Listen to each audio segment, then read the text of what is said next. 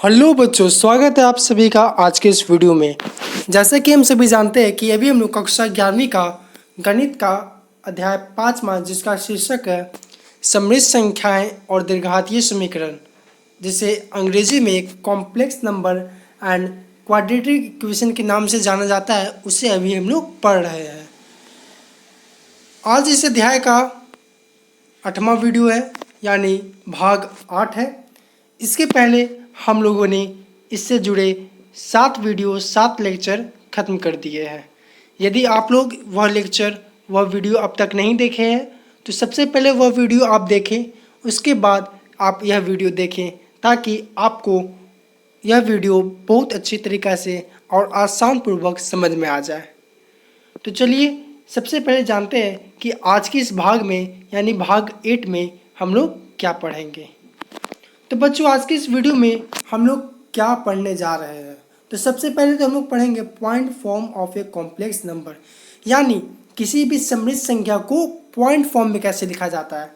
जैसे कोई भी वास्तविक संख्या होती थी तो इसको हम लोग पॉइंट फॉर्म में कैसे लिखते थे, 2,3 ऐसे पॉइंट फॉर्म में लिखते थे।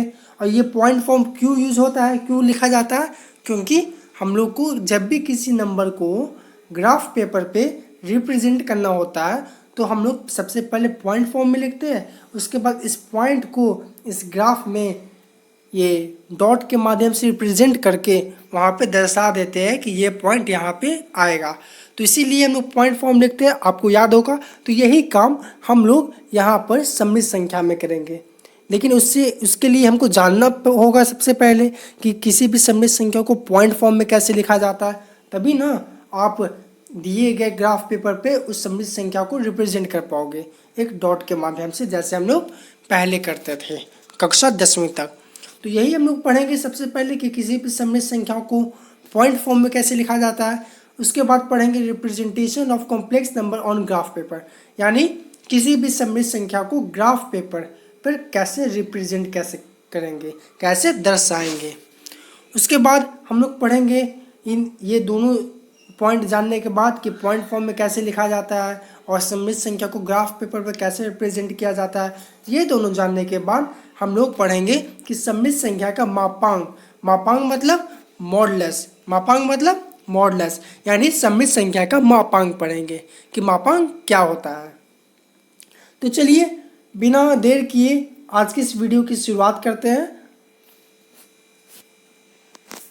अब ये एक ग्राफ पेपर है और इसी पे मान लीजिए हम लोग को कोई भी मान लीजिए कॉम्प्लेक्स नंबर दिया गया है 2 + 3i। अब यदि आप लोगों को कहा जाए कि आप लोग इस ग्राफ पेपर पे इस कॉम्प्लेक्स नंबर या सममित संख्या को रिप्रेजेंट करो, दर्शाओ, तो कैसे दर्शाएंगे। तो यही आज हम लोग इस वीडियो में सीखने वाले हैं। पहले हम लोग बहुत आसानी से किसी भी वास्तविक संख्या को दर्शाते थे। जैसे मान लीजिए यहाँ पर क्या करते थे, इसमें हम लोग इसको एक्स एक्सिस मानते थे, इसको वाई मानते थे। फिर क्या करते थे, मान लीजिए हम लोग को 2,3 रिप्रेजेंट करना है तो 2 हमारा मान लीजिए यहाँ आएगा, 3 यहाँ आएगा। तो यहाँ पे हम लोग ये ऐसे 2,3 ऐसे करते थे और यहाँ पे बड़ा सा डॉट लिख के करते थे कि ये जो पॉइंट है ये किसको रिप्रेजेंट कर रहा है, तो 2,3 को। तो यही काम हम लोग को सममित संख्या में करना है। अब कैसे करना है ये आज के वीडियो में हम लोग सीखेंगे। Point form of a complex number. तो चलिए इसकी शुरुआत करते हैं।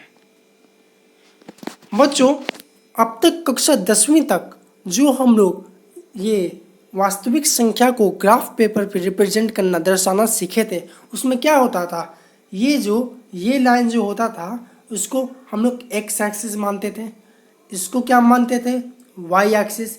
लेकिन यहाँ पे कुछ चेंजेस आ गए हैं। अब क्यों क्या आ गए हैं, तो ये यहाँ पे लिखा हुआ है जो जिसको अब तक आप लोग एक्स एक्सिस मानते थे उसको आपको वास्तविक अंश मानना पड़ेगा। क्या मानना पड़ेगा, रियल एक्सिस। और जिसको वाई एक्सिस मानते थे उसको क्या मानना पड़ेगा, इमेजिनरी एक्सिस, यानी कि काल्पनिक रेखा। ठीक, ये वाला आपको समझ में आ गया क्या करना। पहले हम लोग क्या करते थे, इस लाइन को क्या मानते थे, एक्स एक्सिस यानी एक्स रेखा, इसको क्या मानते थे, वाई एक्सिस यानी कि वाई रेखा। लेकिन यदि हम कोई सममित संख्या को ग्राफ पेपर पर रिप्रेजेंट करेंगे तो इसको एक्स एक्सिस और वाई एक्सिस नहीं मानेंगे, क्या मानेंगे, इसको रियल एक्सिस और इसको इमेजिनरी एक्सिस मानेंगे। अब आता है कि इस पर शो कैसे करेंगे, इस पर रिप्रेजेंट कैसे करेंगे। तो मान लीजिए आपको एक सममित संख्या दिया गया है यानी z equal to x plus i y, तो उसको आप लोगों को यदि पॉइंट फॉर्म में चेंज करना है, क्योंकि यदि हम लोग को ग्राफ पेपर पे रिप्रेजेंट दर्शाना होगा किसी भी नंबर को, फिर चाहे वो वास्तविक संख्या क्यों ना हो, तो हमें सबसे पहले उसे पॉइंट फॉर्म में लिखना होगा। अब यहाँ पे चूंकि ये सममित संख्या है तो हम लोग को आता नहीं है सममित संख्या को पॉइंट फॉर्म में कैसे दर्शाएं, तो चलिए पहले इसको सीखते हैं। मान लीजिए एक सममित संख्या दिया गया है z equal to x plus i y, तो इसको पॉइंट फॉर्म में सीखने के लिए सबसे पहले आपको यह जानना जरूरी है कि इस सममित संख्या में वास्तविक भाग कौन है और काल्पनिक भाग कौन है। ये अब इसको डिटेल में यदि आप समझना चाहते हैं कि कैसे पता चलेगा कौन वास्तविक भाग है और कौन काल्पनिक भाग है, तो आप हमारा पिछला वीडियो देख सकते हैं। हमने पिछले वीडियो में बहुत अच्छे तरीक़ा से और बहुत आसान तरीक़ा से इसे समझा रखा है। लेकिन यहाँ पे हम लोग एक समरी के रूप में देखेंगे, डिटेल में नहीं देखेंगे। तो यदि हम इसमें पूछे कि इसमें वास्तविक भाग कौन है और काल्पनिक भाग कौन है, तो हम लोग ये पाएंगे कि जो इसमें वास्तविक भाग है वो x है और काल्पनिक भाग है y है। तो हम लोग का अब काल्पनिक भाग और वास्तविक भाग पता चल गया। इसके बाद क्या करना है, जो भी काल्पनिक भाग और वास्तविक भाग रहेगा उसको इस प्रकार से लिख देना है। किस प्रकार से, पहले वास्तविक भाग लिखना है, बीच में कॉमा देना है, फिर काल्पनिक भाग लिख देना है और दोनों को ब्रैकेट से, स्मॉल ब्रैकेट से क्लोज कर देना है। और ये जो आया यही हमारा क्या आ गया, पॉइंट फॉर्म। किसका पॉइंट फॉर्म, सममित संख्या का। आ गया आप लोग को समझ। एक बार फिर से देख लीजिए, कोई भी यदि सममित संख्या आपको दिया रहेगा तो सबसे पहले आप उसमें से वास्तविक भाग और काल्पनिक भाग अलग अलग कर लीजिए। क्या कर लीजिए, अलग अलग। तो देखिए हमने दिए गए सममित संख्या का वास्तविक भाग और काल्पनिक भाग अलग अलग कर लिया। उसके बाद जो काल्पनिक और रियल भाग यानी जो वास्तविक भाग और काल्पनिक भाग आया उसको आप लोग कॉमा लगा के एक स्मॉल ब्रैकेट के अंदर लिख दीजिए और जो आएगा यही आपका पॉइंट फॉर्म हो जाएगा। किसका, तो सममित संख्या का। अब सर हम लोग को पॉइंट फॉर्म तो मिल गया सममित संख्या का, अब चलिए इसको दर्शाते हैं ग्राफ पेपर पे। तो चलिए बच्चों सीखते हैं कि ग्राफ पेपर पे इसको कैसे दर्शाएंगे। उदाहरण के रूप में देखिए, एक उदाहरण देख लीजिए। मान लीजिए एक सममित संख्या दिया गया है 2 + 3i। तो सबसे पहले यहाँ पे हम लोग देखेंगे कि वास्तविक भाग क्या है। तो वास्तविक भाग क्या है, 2 है। काल्पनिक क्या है, 3 है। दोनों को हम लोग कॉमा लगा के बीच में ब्रैकेट में लिख देंगे तो यही हमारा क्या आ जाएगा, पॉइंट फॉर्म, जो कि यहाँ पे लिखा हुआ है। अब चलिए इसको सीखते हैं कि कैसे इसी उदाहरण को हम लोग ग्राफ पेपर पर रिप्रेजेंट करते हैं, ग्राफ पेपर पर दर्शाते हैं। तो हमने अभी बताया कि एक्स एक्सिस को यहाँ पे हम लोग रियल एक्सिस यानी वास्तविक रेखा मानेंगे और वाई एक्सिस को इमेजिनरी एक्सिस यानी कि काल्पनिक रेखा मानेंगे। अब जो काम हम लोग पहले करते थे, यानी पहले यदि हम लोग को 2,3 रिप्रेजेंट करना रहता था तो क्या करते थे, एक्स एक्सिस में 2 बॉक्स चलते थे, वाई एक्सिस में 3 बॉक्स चलते थे और जो पॉइंट आया वही पॉइंट होता था 2,3। यहाँ भी वही करेंगे। यहाँ पे हमारा पॉइंट फॉर्म क्या आया, 2,3। इसको जब हम लोग चेंज किए पॉइंट फॉर्म में, अब इसको कुछ नहीं करना है, पहले जैसा ही इसको ग्राफ पेपर में रिप्रेजेंट कर देना है। तो 2,3 को हम लोग को रिप्रेजेंट करना है। तो यहाँ पे 2 क्या है, 2 वास्तविक भाग है, तो 2 को ये वास्तविक रेखा में रिप्रेजेंट करेंगे, वास्तविक रेखा पे दर्शाएंगे। तो वास्तविक रेखा पे 2 बॉक्स चलेंगे तो यहाँ पे आएगा। अब 3 क्या था, काल्पनिक भाग था, तो 3 को कहाँ पे रिप्रेजेंट करेंगे, ये काल्पनिक रेखा पे। तो काल्पनिक रेखा पे 3 बॉक्स चलेंगे तो हमारा पॉइंट कुछ यहाँ पे आया। तो यही जो पॉइंट होगा वो ये दिए गए, एक मिनट, यही जो पॉइंट होगा वो दिया गया सममित संख्या को दर्शाएगा कि यह सममित संख्या ये ग्राफ पेपर पे यहाँ पर लाई कर रहा है, यहाँ पे आ रहा है।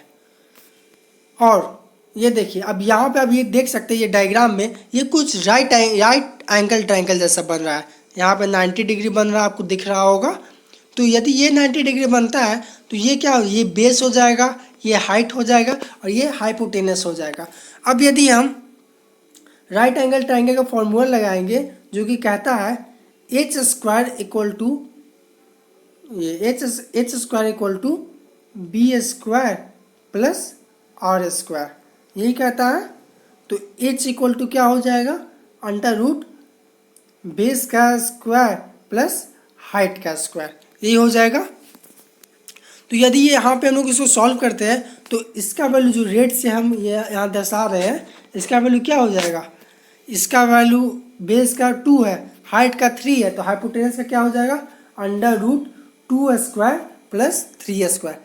आता है आप सभी को कि कैसे हम निकालें।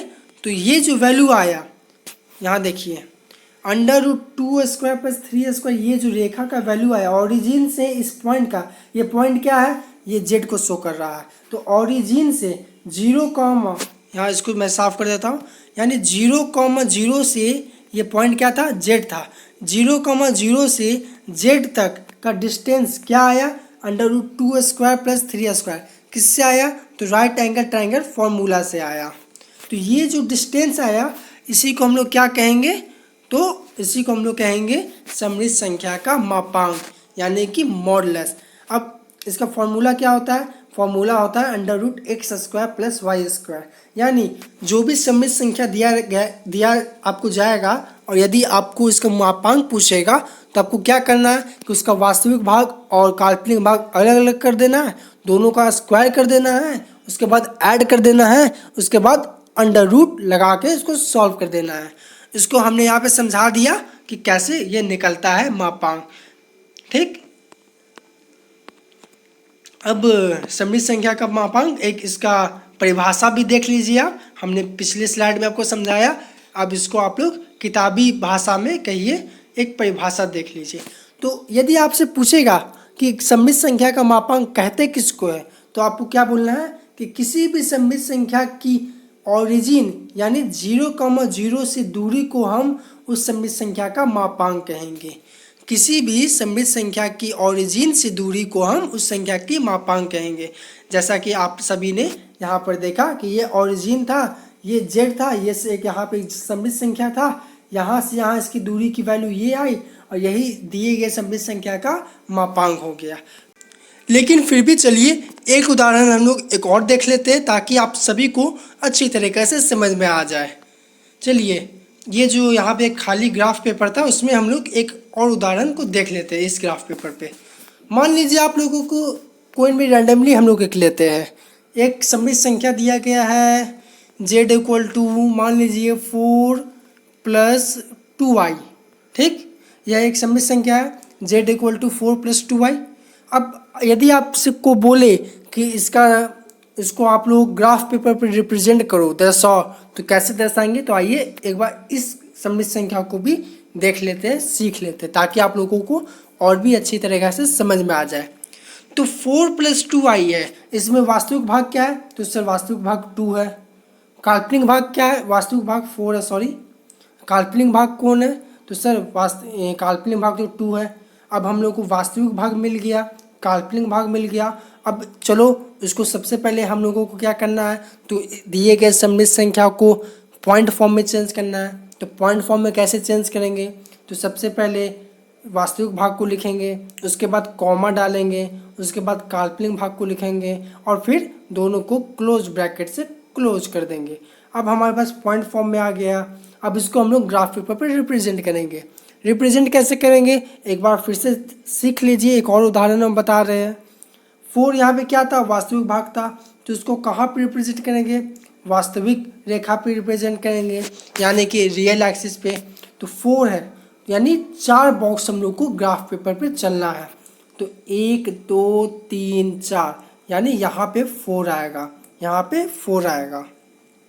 अब 2 क्या था, काल्पनिक भाग था, यानी कि 2 को हम लोग कहाँ रिप्रेजेंट करेंगे, तो काल्पनिक रेखा पे रिप्रेजेंट करेंगे। तो यानी 2 को कहाँ रिप्रेजेंट करेंगे, काल्पनिक रेखा यानी कि इमेजिनरी एक्सिस, यानी कि काल्पनिक रेखा पे हम लोगों को 2 बॉक्स यानी 2 बॉक्स चलना है। तो 2 बॉक्स यदि हम लोग चलेंगे तो यहाँ से यहाँ, फिर यहाँ से यहाँ, ये यहाँ पे 2 आ गया, अब यहाँ पे 4 आ गया, यहाँ पे 2 आ गया, अब यहाँ पे एक पॉइंट मिल गया, यही क्या दर्शा रहा है हम लोग को, ये वाला जेड दर्शा रहा है। अब इसको यहाँ पे रुकिए क्लियर कर देते हैं। यहाँ पे हमारा 4 आया था, यहाँ पे 4 आया था, और यहाँ पे हमारा मान लीजिए 2 आया था। तो ये यहाँ पे ये जो पॉइंट आया जेड, यही हमारा जेड को दर्शा रहा है, जो कि क्या था 4 + 2i। तो ये पॉइंट जो है वो इसी को दर्शा रहा है। अब यदि हम लोग इसको यहाँ से ओरिजिन से जोड़ देते हैं तो इसका जो डिस्टेंस होगा, डिस्टेंस क्या होगा, √4² + 2²। कैसे, ये डिस्टेंस 4 था, ये 2 था, दोनों को हम लोग स्क्वायर करके ऐड करके अंडर लगा दिए, यही इसका डिस्टेंस आया। तो जो ये डिस्टेंस आया, ये जो यहाँ पे पॉइंट, यहाँ पे जो हमारा जेड = आया था, तो ये जो डिस्टेंस है ये दिए गए सममित संख्या का क्या कहलाया, मापांक कहलाया। तो उम्मीद करता हूँ कि आप लोगों को आज का लेक्चर बहुत अच्छे तरीके से समझ में आ गया होगा। तो आज के लिए इतना ही बच्चों, धन्यवाद, मिलते हैं अगले वीडियो।